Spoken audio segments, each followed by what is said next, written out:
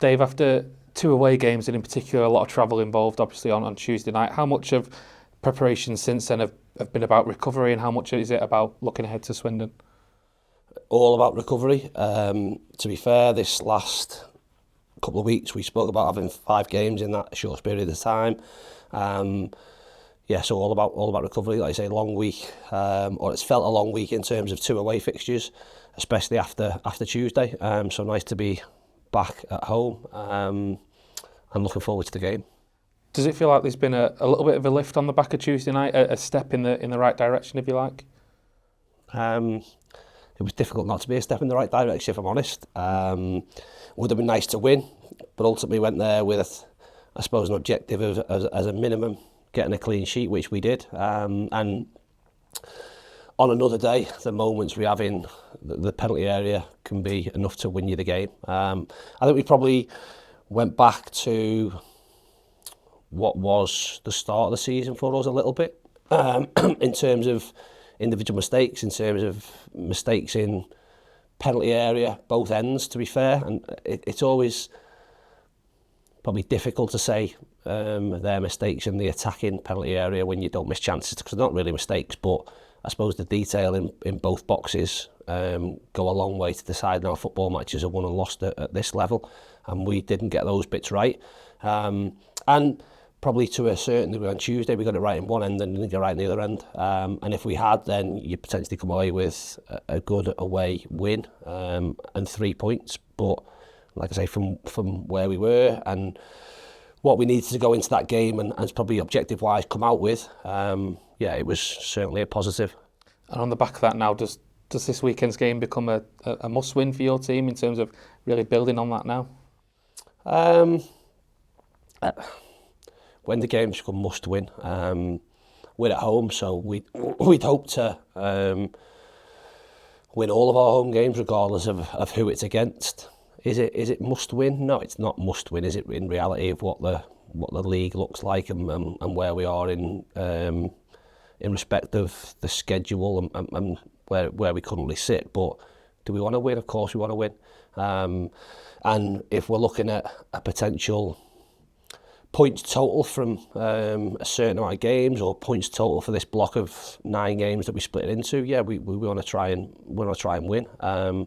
But it's not the be all and end all. That doesn't take away from the fact that absolutely we want to win.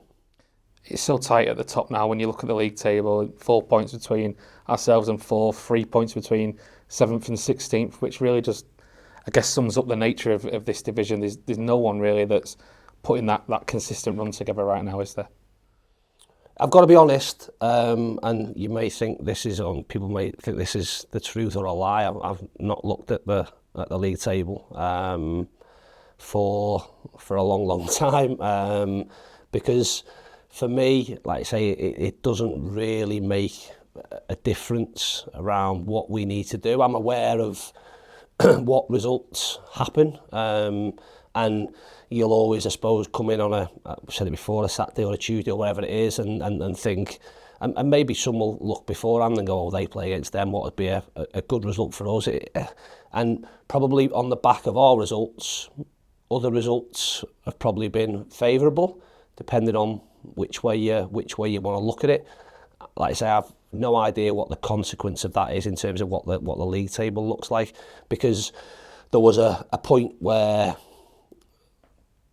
we were in, or would have been in, a certain position with so many points ahead, with teams having games in hand and all them things, and there's so many I suppose anomalies based around games, based around who's played who, based around all those things, and sometimes that can be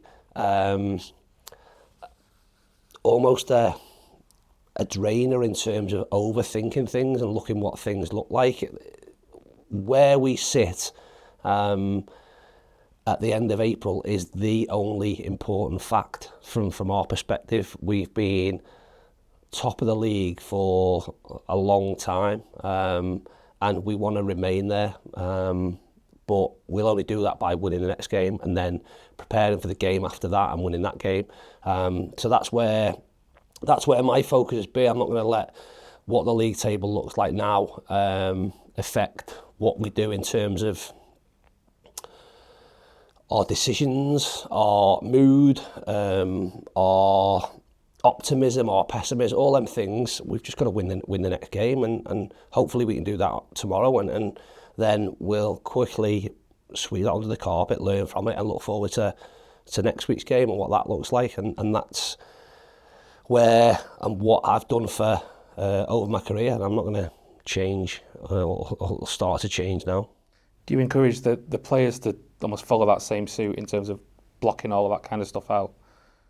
No, because everybody's individual about how they go about things, and there'll be players that are embroiled in and on social media, and again we could look and try and guide people away from what that looks like, because you become, like I say, you can become guided and you can become biased around what things are said or what things happen, hence why I have nothing to do with it. But that's players' individual preference.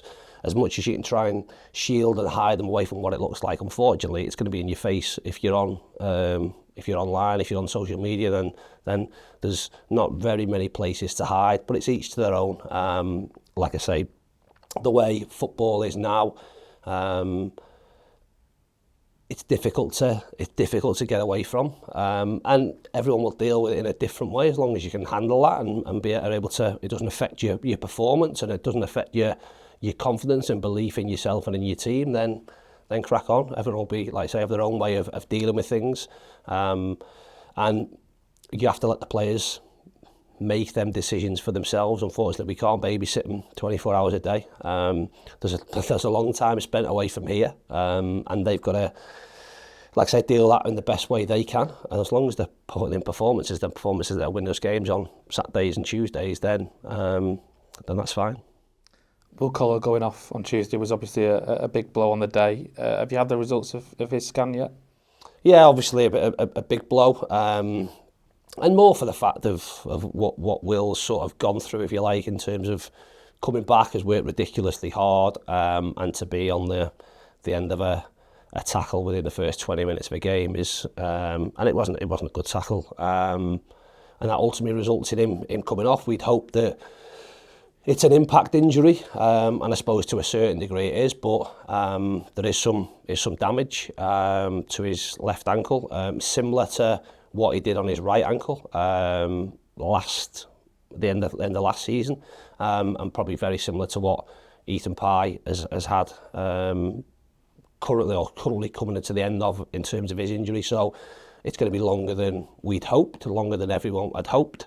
It's not his season over by any way, stretch or form, but he's not going to be available for tomorrow or available for the foreseeable future in the next couple of weeks, if you like. And it is going to be a case of him being in a boot for a while, a couple of weeks maybe, and then seeing how he responds to be able to run pain-free, most importantly hop pain-free, because that's I suppose the key factor around the type of injury he's got, the syndesmosis injury he's got in terms of a high ankle sprain.